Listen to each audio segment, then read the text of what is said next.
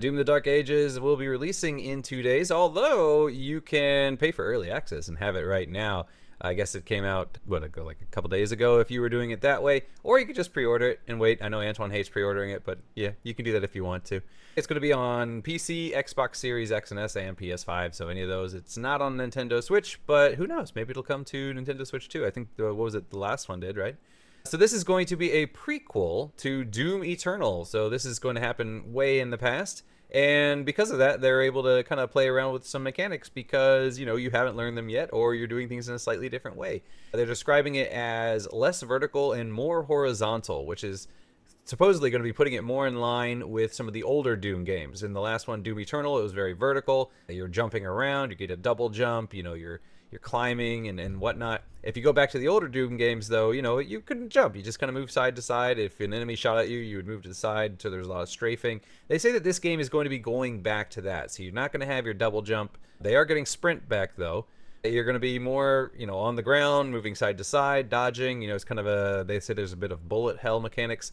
Hugo Martin, the creative director, described it as, if you were an F-22 fighter jet in Doom Eternal this time around, we want you to feel like an Abrams tank. So you're going to be heavy, but you're going to hit really, really hard. And when it comes to hitting, a lot of that's going to be up close and personal. So this game is going to put an emphasis on close quarters combat. You're going to have a mace and shield, so melee is going to be a really big part of it. They have a parry mechanic now. So, if you parry the enemy attacks, then you can kind of build up a charge, it looks like, and you're going to be able to release that. And they're also going to be adding some what they call vehicular segments, or at least that's what people were calling it online. They're not really vehicles. One of them is a dragon, so you get this big kind of cyber dragon thing that you can ride around on, and the other one's a giant mech that you can pilot.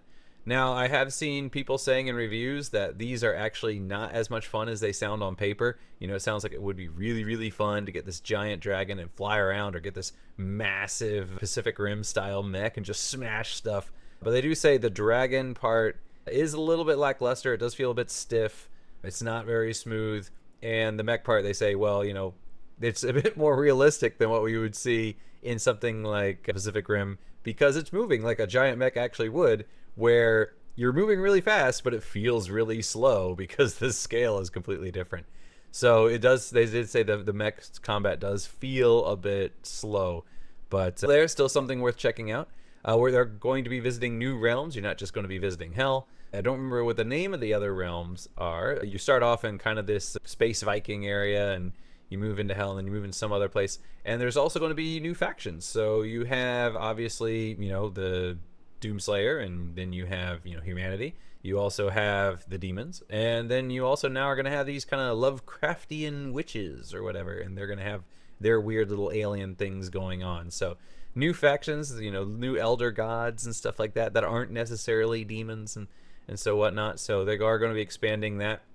This game's also going to be far more cinematic than the previous entries in the game. They're going to be putting a lot of emphasis on story and cutscenes in this one. And then also NPCs are going to be playing a bigger role. Most of the NPCs in the previous games are kind of like, you run into a room, there's a scientist in there, he gives you a key card or helps you through a section, and then you move on and he cowers in a cabinet somewhere, so you never see him again. Here they have NPCs that are going to be, returning, they're going to be talking to you, they're going to be interacting with you, they're going to be, popping up throughout the game. So NPCs are going to be much bigger, and the story is going to be much more fleshed out, or it's going to be more substantial, and yeah, it's going to be a lot more cinematic. So there's going to be a lot more cutscenes and that sort of thing. Now, the reviews are good, but it's weird because I've been seeing a lot of kind of mixed responses in the way people are describing the game. Some people are saying it's absolutely great, it's fantastic, you need to play this game, and other ones are saying like, it's meh, it's good, it's a good game, but it doesn't quite hold up to Doom Eternal or to the 2016 reboot. They say it's good, but it's not Doom at its peak. So nobody's been saying it's bad, though. Everyone's been saying it's definitely worth playing. Some just say, it's not as good as previous Doom entries. So if you're interested in that, go ahead and check it out. You can pre-order it, like I said, and wait a couple days, or you can just go ahead and pay a little bit extra. Korean was saying it's $100, and you can get early access if you're willing to pay the full price. So you can play it right now. So go ahead, check out Doom. Let us know what you think about it. You know, are you enjoying it? Do you like it? Do you like these new, dragon segments and stuff like that? You know, how are you liking the melee? Is it a great touch? Is it something that really adds to Doom, or you're kind of like, they probably should just focus on the guns? Let us know what you think in the comments.